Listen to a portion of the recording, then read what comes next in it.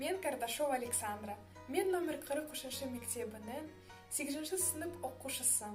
Мен тілге құрмет, елге құрмет марафонын қолдаймын.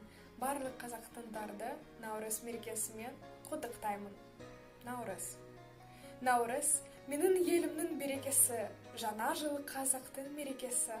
Шаңырағы биіктеп күнге жақын, олан ғайыр керілсін керегесі.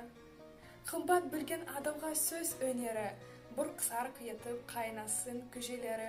Жаңа жылда елімнің қорқы өсіп, гүлге толсын көгіріп көшелері. Шат күлкіге шомылып замандары, бақыт кешсін хайыптан адамдары. Әрбір жанның арманы орындалып, саты болсын биылғы қадамдары. Ел жұртымның тілеуінің тілесейік, жаңа жылда қалайық бір есейік.